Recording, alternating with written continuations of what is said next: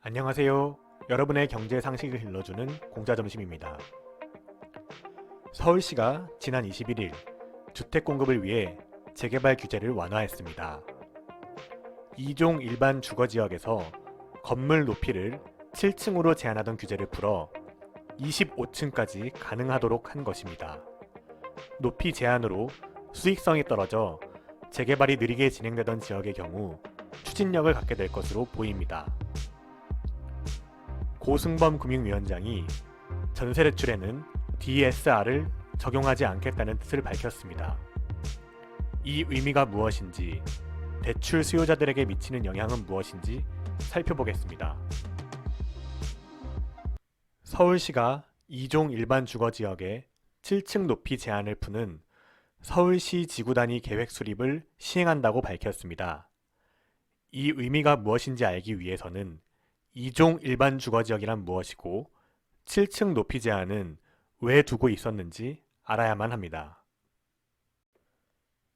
우선 일반 주거지역은 제도적인 용어로 편리한 주거 환경을 조성하기 위해 필요한 지역을 의미합니다.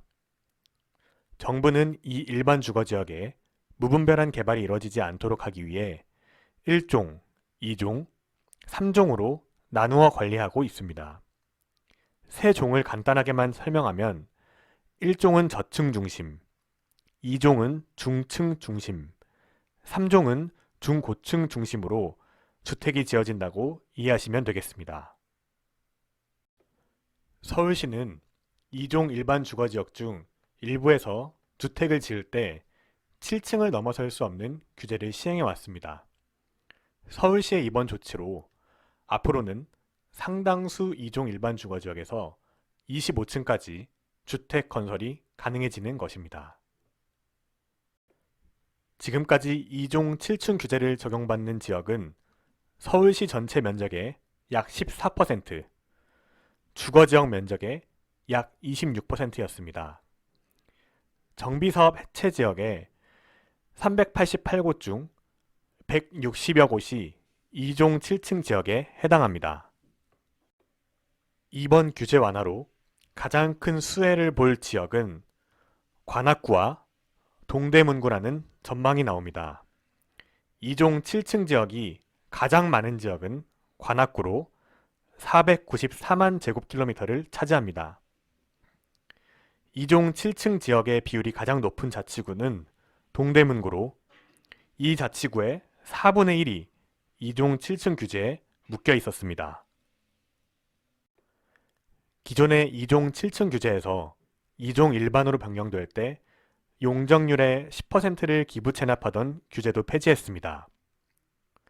대규모 재개발 단지의 경우 기부 체납을 하더라도 수익성이 담보돼 이번 규제 완화에 큰 영향을 받지 않을 수 있었지만 소규모 빌라촌의 경우 사업을 추진하는 데 있어 상당한 탄력을 받게 될 것이라는 전망이 나오고 있습니다. 다음 소식입니다. 고승범 금융위원장이 지난 종합국정감사에서 전세대출에 DSR을 적용하지 않겠다고 밝혔습니다. 저금리에 한도까지 넉넉한 전세대출이 전셋값 상승을 부추겨 이것이 결국 집값 상승으로 이어진다는 지적이 제기돼 왔습니다. 이에 따라 금융위원회가 다음 주 발표를 예정한 가계부채 대책에 전세대출도 DSR을 적용할 것이라는 전망이 있었습니다. DSR은 모든 가계대출 원리금을 연소득으로 나눈 값이 일정 비율을 넘어설 수 없는 규제를 의미합니다. 쉽게 풀어 얘기하면 연소득을 기반으로 대출 한도를 내주는 것을 의미합니다. 현재는 6억 원이 넘는 주택을 구매하며 주택담보대출을 받거나 1억 원 이상 신용대출을 받을 때 DSR 40% 규제가 적용됩니다.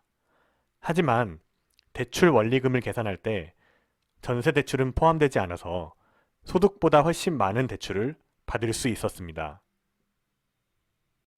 금융위원장이 전세대출에 DSR을 적용하지 않겠다고 공식 선언하며 다음 주 발표할 대출 규제는 상당히 힘이 약해질 것으로 보입니다.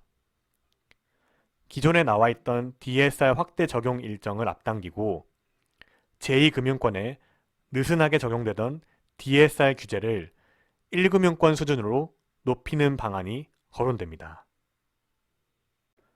오늘 전해드릴 소식은 여기까지입니다. 다음 주에는 새로 발표되는 가계대출 보완 대책과 함께 찾아오겠습니다. 감사합니다.